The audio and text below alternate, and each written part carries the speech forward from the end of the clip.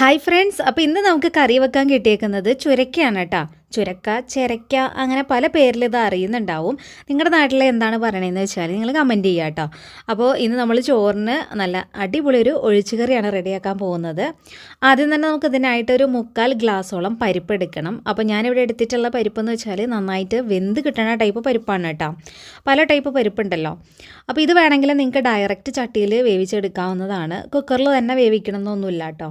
അപ്പോൾ ഏതായാലും ഞാനിവിടെ കുക്കറിലാണ് വേവിച്ചെടുക്കുന്നത്. അപ്പോൾ അതേ ഞാൻ നന്നായിട്ട് കഴുകിയതിന് ശേഷം കുക്കറിലേക്ക് ഇട്ട് കൊടുത്തിട്ടുണ്ട്. ഇതിലേക്ക് ഞാൻ ആദ്യം തന്നെ 2 ഗ്ലാസ് വെള്ളം ഒഴിച്ച് കൊടുക്കുകയാണ് കേട്ടോ.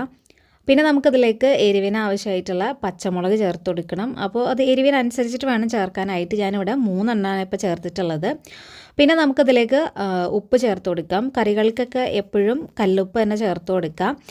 പിന്നെ ഇതിലേക്ക് ഇതേ കുറച്ച് കറിവേപ്പിലയും ചേർത്ത് കൊടുത്തിട്ടുണ്ട്. പിന്നെ ഇതിൽ മെയിൻ ഇൻഗ്രീഡിയൻ്റ് ആയിട്ടുള്ള നമ്മുടെ ചുരക്ക ഞാനിവിടെ നന്നാക്കി വെച്ചിട്ടുണ്ട്. തോലിയൊക്കെ കളഞ്ഞിട്ട് ഇതേ ഒരു പീസിനെ കട്ട് ചെയ്തെടുത്തിട്ടുണ്ട് കേട്ടോ. അപ്പോൾ ഏകദേശം ഒരു 1/4 കിലോൻ്റെ മുകളിലായിട്ട് ഞാൻ എടുത്തിട്ടുണ്ട് ചുരക്ക. ഇനി നമുക്കതിലേക്ക് മഞ്ഞൾപ്പൊടി ചേർത്ത് കൊടുക്കാം. 1 സ്പൂണോളം മഞ്ഞൾപ്പൊടി ഞാൻ ചേർക്കുന്നുണ്ട്. ഞാൻ കുറച്ച് മഞ്ഞൾപ്പൊടി കറികൾക്ക് കൂടുതൽ ചേർക്കാറുണ്ട് കേട്ടോ.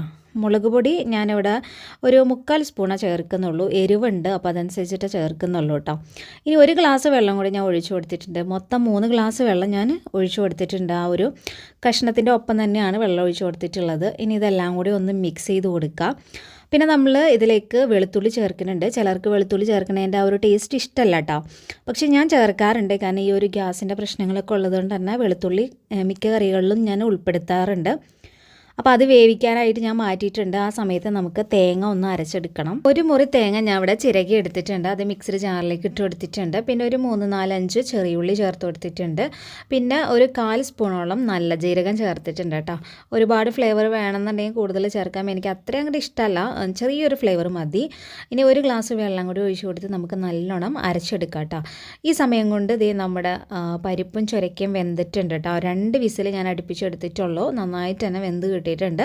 പിന്നെ ചില ആൾക്കാർ പരിപ്പ് സെപ്പറേറ്റും അതുപോലെ ചുരക്ക സെപ്പറേറ്റും വേവിക്കുന്ന കാണാം. അങ്ങനെ വേണമെങ്കിൽ അങ്ങനെ ചെയ്യാം കേട്ടോ. പക്ഷേ ഇങ്ങനെ ചെയ്താലും നമ്മുടെ ചുരക്ക അങ്ങനെ വല്ലാണ്ട് ഉടഞ്ഞൊന്നും പോകത്തില്ല കേട്ടോ.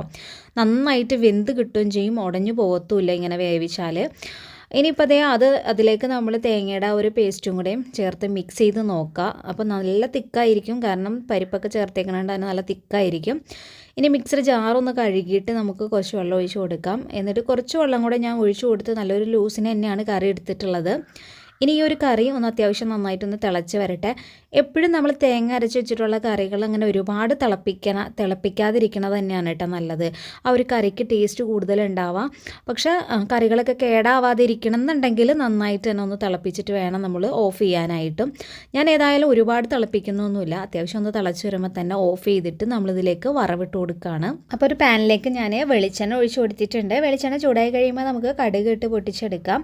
അപ്പോൾ ഞാൻ ഒരു 1.5 സ്പൂണോളം കടുകും ചേർത്ത് കൊടുത്തിട്ടുണ്ട് കേട്ടോ. കടുകൊക്കെ നമ്മൾ കറികളിൽ കൂടുതലായിട്ട് ഉൾപ്പെടുത്തണം എന്നാണ് പറയുന്നത്.